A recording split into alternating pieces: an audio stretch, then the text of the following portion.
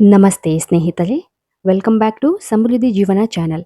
ಇವತ್ತಿನ ದಿನ ಅತ್ಯುತ್ತಮವಾದಂತಹ, ಅತಿ ಉಪಯುಕ್ತವಾದಂತಹ, ಪ್ರತಿಯೊಬ್ಬ ಮಹಿಳೆಯರು ತಿಳಿಯಲೇಬೇಕಾದಂತಹ ಒಂದು ಉಪಯುಕ್ತ ಮಾಹಿತಿಯ ಬಗ್ಗೆ ಇವತ್ತಿನ ದಿನ ತಿಳಿಯೋಣ ಸ್ನೇಹಿತರೆ.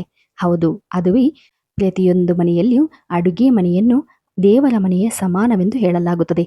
ಹೌದು, ಅಡುಗೆ ಮನೆ ಎಷ್ಟು ಸ್ವಚ್ಛವಾಗಿ ಹಾಗೂ ಎಷ್ಟು ನಿಯಮಬದ್ಧವಾಗಿರುತ್ತದೆಯೋ ಅಷ್ಟು ಆ ಮನೆಯು ಅಭಿವೃದ್ಧಿಯನ್ನು ಹೊಂದುತ್ತದೆ ಹಾಗೂ ಅಂತಹ ಮನೆಗಳಲ್ಲಿ ಲಕ್ಷ್ಮಿಯ ವಾಸವಿರುತ್ತದೆ ಎಂದು ಶಾಸ್ತ್ರಗಳಲ್ಲಿ ಹೇಳಲಾಗಿದೆ.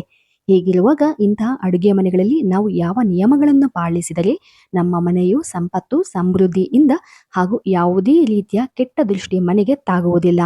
ಹೌದು, ಅಂತಹ ನಿಯಮಗಳ ಬಗ್ಗೆ ಇವತ್ತಿನ ದಿನ ಸಂಪೂರ್ಣ ಮಾಹಿತಿಯನ್ನು ತಿಳಿಯೋಣ ಬನ್ನಿ. ಸ್ನೇಹಿತರೆ, ನಮ್ಮ ಜೀವನದ ಕಷ್ಟಗಳು ನಮ್ಮ ಪೂರ್ವ ಜನ್ಮದ ಪಾಪದ ಫಲವಾಗಿರುತ್ತದೆ.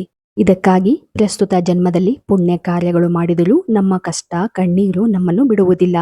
ಆದರೆ ಪ್ರತಿನಿತ್ಯ ಭಕ್ತಿ ಶ್ರದ್ಧೆ ಆಚಾರ ವಿಚಾರಗಳನ್ನು ಪಾಲಿಸುತ್ತಾ ಬಂದಲ್ಲಿ ನಮ್ಮ ಕರ್ಮದ ಫಲ ಕಳೆಯಲು ಅಥವಾ ಕಡಿಮೆಯಾಗಲು ಆರಂಭಿಸುತ್ತದೆ. ಆದರೆ ಪ್ರಸ್ತುತ ದಿನಗಳಲ್ಲಿ ಸಾಂಪ್ರದಾಯಿಕ ಆಚರಣೆಗಳನ್ನು ಮೂಢನಂಬಿಕೆಗಳೆಂದು ಅಲ್ಲಗಳೆಯಲಾಗಿದೆ ಹಾಗೂ ಅವುಗಳನ್ನು ಕಡೆಗಣಿಸಲಾಗಿದೆ. ಆದರೆ ಹಿಂದಿನ ಕಾಲದಲ್ಲಿ ಮಾಡಿದ ಯಾವುದೇ ಆಚರಣೆಗಳಾಗಲಿ ಕ್ರಮಗಳಿಗೆ ಹಿಂದೆ ಒಂದು ವೈಜ್ಞಾನಿಕವಾಗಿ ಮತ್ತು ಧಾರ್ಮಿಕ ತಳಹದಿ ಇರುತ್ತಿತ್ತು. ನಮ್ಮ ಜೀವನವನ್ನು ಸಡಿಲಗೊಳಿಸಲು ಹಿರಿಯರು ಅಂದಿನ ಕಾಲದಲ್ಲಿಯೇ ಹಲವಾರು ರೀತಿಯ ಪದ್ಧತಿಗಳನ್ನು ಮಾಡಿಕೊಂಡು ಬಂದು ನಮ್ಮ ಜೀವನವನ್ನು ಸರಳವಾಗಿಸಿದ್ದರು.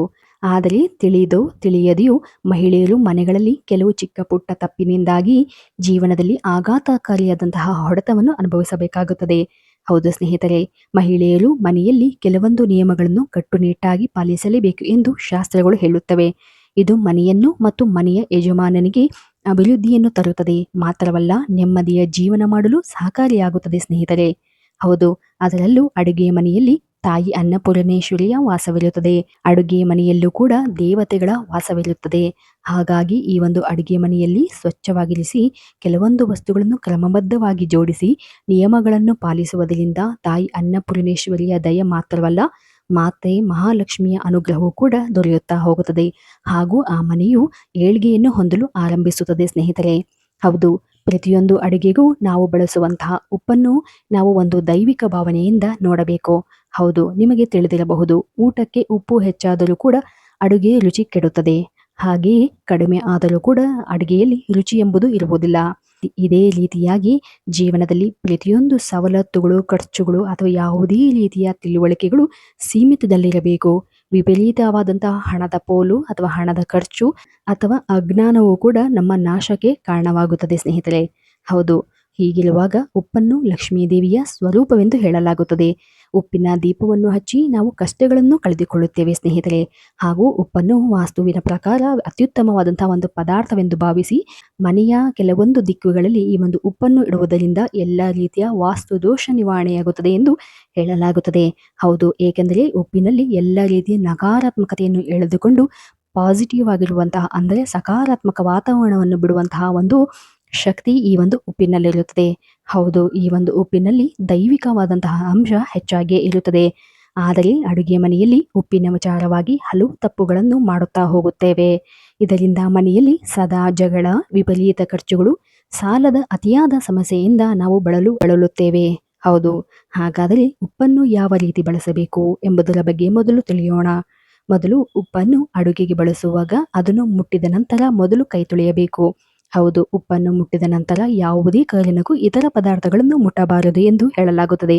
ಏಕೆಂದರೆ ಇದರಲ್ಲಿ ಉಪ್ಪಿನಲ್ಲಿ ಮಹಾಲಕ್ಷ್ಮಿಯು ಇರುವುದರಿಂದ ಒಂದು ಉಪ್ಪು ಅಶುದ್ಧವಾಗುತ್ತದೆ ಎಂದು ಭಾವಿಸಲಾಗುತ್ತದೆ ಸ್ನೇಹಿತರೆ. ಹಾಗೂ ಉಪ್ಪನ್ನು ಸದಾ ಮುಚ್ಚಳದ ಮೂಲಕ ಮುಚ್ಚಿರಬೇಕು. ಯಾವುದೇ ಕಾರಣಕ್ಕೂ ಉಪ್ಪಿನ ಮುಚ್ಚಳ ಓಪನ್ ಆಗಿ ಅಥವಾ ತೆರೆದಿರುವಂತೆ ಇರಬಾರದು. ಇದರಿಂದ ಮನೆಯಲ್ಲಿ ವಿಪರೀತ ಹಣದ ಖರ್ಚುಗಳು ಹಾಗೂ ಅನವಶ್ಯಕ ಖರ್ಚುಗಳು ಸದಾ ಉಂಟಾಗುತ್ತಾ ಇರುತ್ತದೆ ಸ್ನೇಹಿತರೆ. ಹಾಗೂ ಉಪ್ಪನ್ನು ಶನಿವಾರ, ಸೋಮವಾರ, ಮಂಗಳವಾರ ಮತ್ತು ಅಮಾವಾಸ್ಯೆ ದಿನಗಳಂದು ಉಪ್ಪನ್ನು ತರಬಾರದು ಎಂದು ಹೇಳಲಾಗುತ್ತದೆ. ಹೌದು, ಅಷ್ಟೇ ಅಲ್ಲದೆ ಸಂಜೆಯ ವೇಳೆಯಲ್ಲೂ ಕೂಡ ಉಪ್ಪನ್ನು ಕೊಂಡುಕೊಳ್ಳಬಾರದು. ಇದರಿಂದ ಅಶುಭ ಫಲವನ್ನು ಕಾಣಲಾಗುತ್ತದೆ ಎಂದು ಶಾಸ್ತ್ರಗಳಲ್ಲಿ ಹೇಳಲಾಗುತ್ತದೆ ಸ್ನೇಹಿತರೆ. ಹೌದು, ಸಂಜೆಯ ವೇಳೆ ಉಪ್ಪನ್ನು ಯಾರಿಗೂ ಕೂಡ ಕೊಡಬಾರದು. ಇದರಿಂದ ಮನೆಯಲ್ಲಿರ್ತಕ್ಕಂತಹ ಮಹಾಲಕ್ಷ್ಮಿಯು ಹೊರ ಹೋಗುತ್ತಾರೆ ಎಂದು ನಂಬಿಕೆಯೂ ಕೂಡ ಇದೆ. ಹೌದು, ಹಾಗೂ ಉಪ್ಪನ್ನು ಯಾವಾಗಲೂ ಕೈಗೆ ಎಟುಕುವಂತೆ ರೀತಿಯಲ್ಲಿ ಇಡಬೇಕು. ಅಂದರೆ ನೀವು ಅಡುಗೆ ಮಾಡುವಂತಹ ಒಂದು ಸ್ಥಳದಲ್ಲಿ ಗ್ಯಾಸ್ ಸ್ಟವ್ನ ಪಕ್ಕದಲ್ಲಿ ಈ ಒಂದು ಉಪ್ಪನ್ನು ಸರಳವಾಗಿ ಸಿಗುವಂತೆ ಇಡಬೇಕು. ಬದಲಾಗಿ ಅದನ್ನು ಬಗ್ಗಿ ತೆಗೆದುಕೊಳ್ಳುವಂತೆ ಅಥವಾ ಕೈ ಮೇಲೆ ಎತ್ತಿ ಉಪ್ಪನ್ನು ತೆಗೆದುಕೊಳ್ಳುವಂತೆ ಇಡಬಾರದು. ಈ ರೀತಿಯಾಗಿ ನಾವು ಉಪ್ಪನ್ನು ಇಡುವುದರಿಂದ ಉಪ್ಪನ್ನು ಲಕ್ಷ್ಮೀ ದೇವಿಯ ಸ್ವರೂಪವಾಗಿದ್ದು ಪ್ರತಿ ಬಾರಿ ಉಪ್ಪನ್ನು ತೆಗೆದುಕೊಳ್ಳಲು ನಾವು ಕಷ್ಟಪಡುತ್ತಿದ್ದರೆ ಅದೇ ರೀತಿಯಾಗಿ ನಮಗೆ ಹಣವನ್ನು ಸಂಪಾದಿಸುವ ದಾರಿಯಲ್ಲಿ ಅಥವಾ ನಮ್ಮ ಬಳಿ ಬರಬೇಕಾದಂತಹ ಒಂದು ಹಣದ ದಾರಿಯಲ್ಲಿ ಹಲವಾರು ಅಡೆತಡೆಗಳು ಹಾಗೂ ತೊಡಕುಗಳು ಉಂಟಾಗುತ್ತದೆ ಎಂದು ಹೇಳಲಾಗುತ್ತದೆ. ಹಾಗೂ ಹಣ ಸಂಪಾದಿಸುವ ದಾರಿಯಲ್ಲಿ ಕಷ್ಟಗಳು ಎದುರಾಗುತ್ತವೆ. ಸುಲಭವಾಗಿ ನಮ್ಮ ಬಳಿ ಹಣ ಬರುವುದಿಲ್ಲ ಎಂಬ ನಂಬಿಕೆಯೂ ಕೂಡ ಇದೆ ಸ್ನೇಹಿತರೆ. ಹಾಗಾಗಿ ಸರಳವಾಗಿ ನೀವು ಪಕ್ಕದಲ್ಲಿಯೇ ಅಂದರೆ ಕೈಗೆಟುಕುವ ರೀತಿಯಲ್ಲಿಯೇ ಈ ಒಂದು ಉಪ್ಪನ್ನು ನೀವು ಇಟ್ಟುಕೊಳ್ಳಬಹುದು. ಹಾಗೂ ಉಪ್ಪನ್ನು ಯಾವಾಗಲೂ ಶುದ್ಧವಾಗಿ ಇಟ್ಟುಕೊಳ್ಳಬೇಕು. ಶುದ್ಧವಾದ ಜಾಗದಲ್ಲಿ ಈ ಒಂದು ಉಪ್ಪನ್ನು ಇಡಬೇಕು. ನೀವು ಅಡುಗೆ ಮನೆಯಲ್ಲಿ ಉಪ್ಪನ್ನು ಯಾವ ರೀತಿ ಇಡುತ್ತೀರೋ ಅದೇ ರೀತಿಯಾಗಿ ನಿಮ್ಮ ಮನೆಯು ಸದಾ ಸಂಪತ್ತು ಸಮೃದ್ಧಿಯಿಂದ ತುಂಬಿರುತ್ತದೆ ಸ್ನೇಹಿತರೆ. ಹೌದು. ಹಾಗೂ ಈ ಒಂದು ವಿಡಿಯೋದ ಕೊನೆಯಲ್ಲಿ ಉಪ್ಪಿನ ವಿಚಾರದಲ್ಲಿ ನಿಮಗೆ ಒಂದು ಉತ್ತಮವಾದಂತಹ ಸಲಹೆಯನ್ನು ನೀಡಲಿದ್ದೇವೆ. ಹಾಗಾಗಿ ದಯವಿಟ್ಟು ವಿಡಿಯೋವನ್ನು ಪೂರ್ತಿಯಾಗಿ ನೋಡಿ. ಹಾಗೂ ನಂತರ ನೋಡುವುದಾದರೆ ಅಡುಗೆ ಮನೆಯಲ್ಲಿ ಅಡುಗೆ ಮಾಡುವಾಗ ಎಡಗೈನಿಂದ ಉಪ್ಪನ್ನು ಅಡುಗೆಗೆ ಹಾಕಬಾರದು. ಮಹಾಲಕ್ಷ್ಮಿಗೆ ಅಪಮಾನ ಮಾಡಿದಂತಾಗುತ್ತದೆ. ಅಡುಗೆಗೆ ಬಳಸುವಾಗ ಉಪ್ಪನ್ನು ಬಲಗೈಯನ್ನ ಮಾತ್ರ ಬಳಸಬೇಕು. ಹಾಗೂ ಹೆಚ್ಚಾಗಿ ಉಪ್ಪನ್ನು ಬಳಸುವಾಗ ಚಮಚವನ್ನು ಬಳಸಬಾರದು ಎಂದು ಹೇಳಲಾಗುತ್ತದೆ.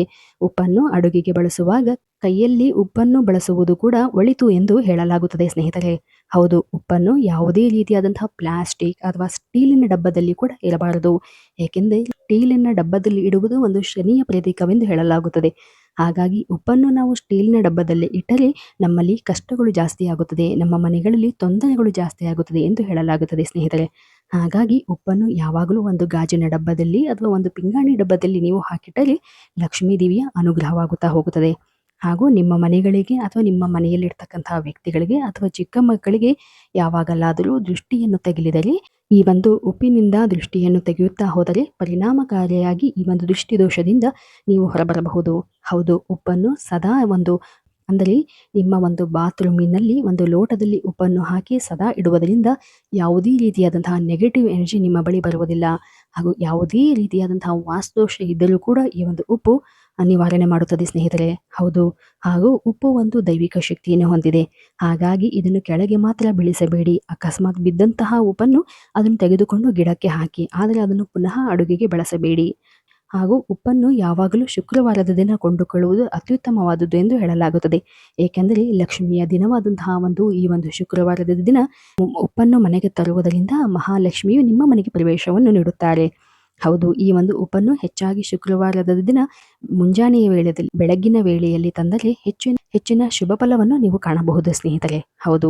ಹಾಗೂ ವಿಡಿಯೋದಲ್ಲಿ ಹೇಳಿದಂತೆ ಒಂದು ಕೊನೆಯ ಸಲಹೆ ಏನೆಂದರೆ ನಿಮ್ಮ ಉಪ್ಪಿನ ಡಬ್ಬದಲ್ಲಿ ಯಾವಾಗಲೂ 5 ಲವಂಗಗಳನ್ನು ಹಾಕಿಡಿ. ಇದರಿಂದ ನಿಮ್ಮ ಮನೆಗಳಲ್ಲಿ ಯಾವುದೇ ರೀತಿಯ ಹಣಕಾಸಿನ ಸಮಸ್ಯೆ ಎದುರಾಗ್ತಾ ಇದ್ರೆ, ಅನವಶ್ಯಕವಾದಂತಹ ಖರ್ಚುಗಳು ಎದುರಾಗ್ತಾ ಇದೆ ಅನ್ನೋದಾದ್ರೆ, ಯಾವುದೇ ರೀತಿಯಾದಂತಹ ಆರ್ಥಿಕ ಸಮಸ್ಯೆಗಳು ನಿಮ್ಮನ್ನು ಕಾಡ್ತಾ ಇದ್ರೆ ಆ ಎಲ್ಲ ಸಮಸ್ಯೆಯಿಂದ ನೀವು ಹೊರಬರಬಹುದು. ಹೌದು, ಈ ಒಂದು 5 ಲವಂಗಗಳನ್ನು ಈ ಒಂದು ಉಪ್ಪಿನ ಡಬ್ಬಿಯಲ್ಲಿ ಹಾಕಿಡುವುದರಿಂದ ನಿಮ್ಮ ಜೀವನದಲ್ಲಿ ಹಲವಾರು ಬದಲಾವಣೆಗಳನ್ನು ನೀವು ಕಾಣುತ್ತೀರಿ.